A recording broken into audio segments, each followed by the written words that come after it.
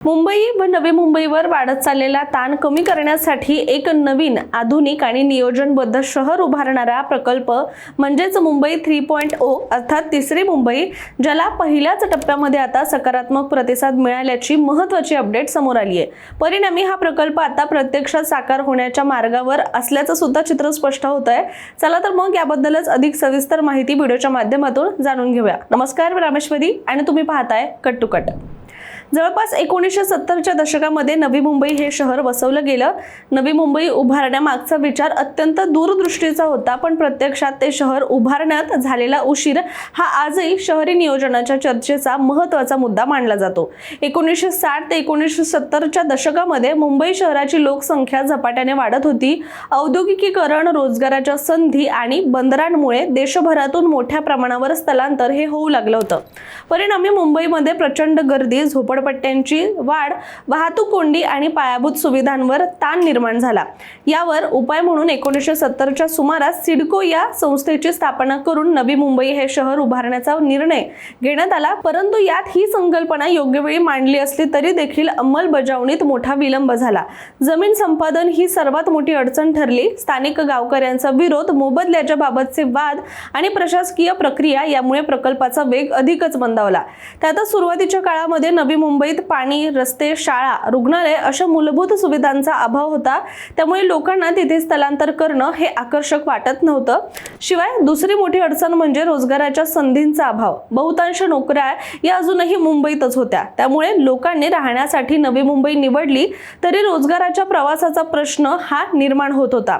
Harbour line आणि Vashi bridge यांसारख्या connectivity प्रकल्पांना उशीर झाल्यामुळे नवी मुंबई सुरुवातीला दूर वाटत होती, मात्र हळूहळू नवी मुंबईने सुद्धा विकासाच्या दिशेने पावलं टाकायला सुरुवात केली आणि आज परिस्थिती अशी आहे की मुंबई तर आर्थिक राजधानी म्हणून ओळखली जाते, त्या पाठोपाठ नवी मुंबईने सुद्धा आपला चांगला विकास केलेला आहे।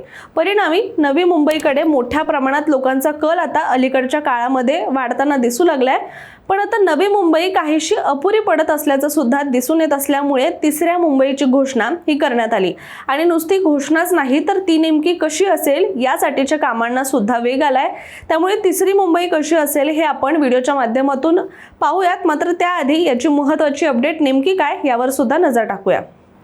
तर मुंबईच्या वाढत्या विस्ताराला नवा आयाम देणाऱ्या मुंबई 3.0 अर्थात तिसऱ्या मुंबई प्रकल्पाला आता प्रत्यक्ष गती मिळू लागली आहे।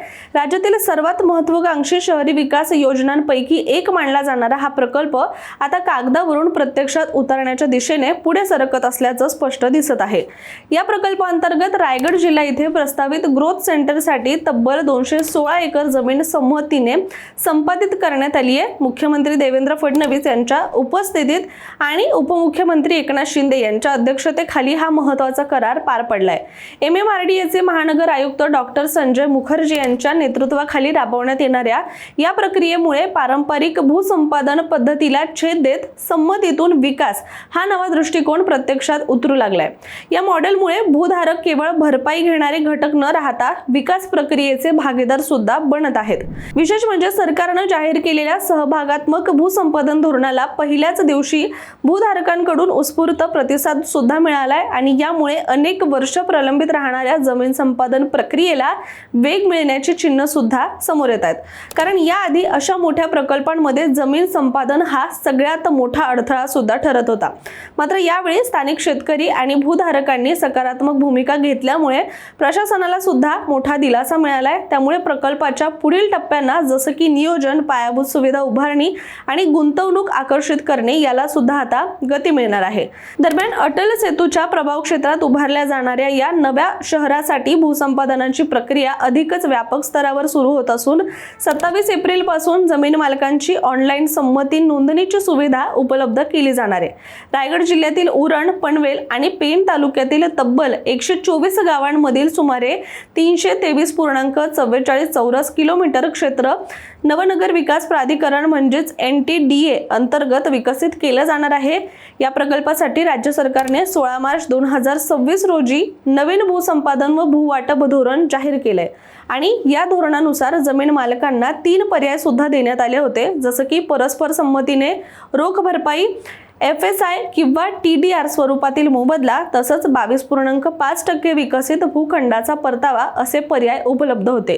विशेष म्हणजे उरण आणि पनवेल तालुक्यातील जमीन मालकांना उरणमध्येच विकसित भूखंड दिले जाणार असून पेन तालुक्यातील मालकांना त्यांच्या तालुक्यातच परतावा मिळणार आहे। यामुळे स्थानिकांच्या पुनर्वसनासोबतच त्यांच्या आर्थिक हिताचं सुद्धा संरक्षण होणार आहे। दरम्यान या नव्या प्रक्रियेमुळे भूसंपादन वेगाने होण्याची शक्यता व्यक्त केली जाते। शिवाय ऑनलाईन प्रणालीमुळे वाद आणि विलंब कमी होतील, तसंच नियोजनबद्ध पद्धतीने शहर उभारणीला सुद्धा गती मिळेल असा दावा MMRDA कडून करण्यात आलाय। म्हणूनच मुंबई 3.0 ही केवळ नवं शहर नसून लोकांच्या सहभागातून उभं राहणारं आधुनिक शहर आहे असं उपमुख्यमंत्री एकनाथ शिंदे यांनी स्पष्ट केलंय। तर मुख्यमंत्री देवेंद्र फडणवीस यांनी सुद्धा हा प्रकल्प प्रत्येक नागरिकाच्या आकांक्षा प्रतिबिंबित करणारं जागतिक दर्जाचं शहर घडवेल असा विश्वास सुद्धा व्यक्त केलाय। डॉक्टर संजय मुखर्जी यांनी देखील या प्रकल्पात लोक केंद्रित विकासाला प्राधान्य दिलं जात असल्याचं सांगितलंय। शहर निर्मिती ही लोकांच्या सहभागातूनच व्हावी या भूमिकेतून जमीन मालकांना विविध पर्याय हे देण्यात आले आणि या प्रकल्पाचं यश हे नागरिकांच्या सहभागावरच अवलंबून आहे असं सुद्धा त्यांनी म्हटलेलं आहे। पण तुम्हाला माहिती आहे का, न्यू टाउन म्हणून ओळखल्या जाणाऱ्या या भागाचा विकास मुंबईच्या तिप्पट आकारामध्ये करण्याचा महत्त्वाकांक्षी आराखडा आहे। 2030 पर्यंत $300 अब्ज आर्थिक उद्दिष्टाकडे वाटचाल करणारं हे विकास केंद्र महाराष्ट्राच्या अर्थव्यवस्थेला मोठी चालना देईल असा विश्वास सुद्धा व्यक्त केला जातोय। म्हणूनच तिसरी मुंबई हे केवळ भौगोलिक विस्तार नसून आर्थिक आणि औद्योगिक प्रगतीचा नवा केंद्रबिंदू ठरणार आहे। या प्रकल्पातून सुमारे 2 लाखाहून अधिक उच्च कौशल्ययुक्त थेट रोजगार निर्माण होणार असून मोठ्या प्रमाणावर अप्रत्यक्ष रोजगाराच्या संधी सुद्धा उपलब्ध होतील। याशिवाय परकीय आणि खाजगी गुंतवणूक आकर्षित होऊन प्रादेशिक अर्थव्यवस्थेला सुद्धा मोठी चालना मिळण्याची अपेक्षा आहे। त्याचबरोबर वाहतूक आणि कनेक्टिव्हिटीच्या दृष्टीने सुद्धा हा प्रकल्प अत्यंत महत्त्वाचा ठरणार आहे। इतकंच नाही तर JNPT बंदर, मुंबई गोवा महामार्ग आणि प्रस्तावित मेट्रो लाईन 8च्या जवळ असलेले हे शहर छत्रपती शिवाजी महाराज आंतरराष्ट्रीय विमानतळ आणि विविध रेल्वे मार्गांशी थेट जोडले जाणार आहे। त्यामुळे उद्योग, व्यापार आणि सेवा क्षेत्रासाठी सुद्धा एक आकर्षण केंद्र सुद्धा ठरण्याची शक्यता आहे। बरं, तिसऱ्या मुंबई बद्दल इथल्या सोयी सुविधा काय असणार, ती कशी असणार याबद्दलची अधिक सविस्तर व्हिडिओ सुद्धा आपण केलेले आहेत, त्यामुळे ते व्हिडिओ सुद्धा तुम्ही आपल्या चॅनलवर नक्की बघा। एकूणच तिसरी मुंबई प्रकल्प आता प्रत्यक्ष अंमलबजावणीच्या टप्प्यात प्रवेश करतोय। भूधारकांचा सकारात्मक प्रतिसाद, वेगवान भूसंपादन प्रक्रिया आणि मजबूत पायाभूत सुविधा यामुळे हे नवं शहर भविष्यात मुंबई महानगर प्रदेशाच्या विकासाचा नवा चेहरा ठरू शकतो, यात शंका वाटत नाहीये। तुर्तास आपण इथेच थांबूया, मात्र तुम्ही अशाच माहितीपूर्ण व्हिडिओ पाहण्यासाठी कट टू कटच्या YouTube चॅनलला सबस्क्राईब करायला मात्र विसरू नका।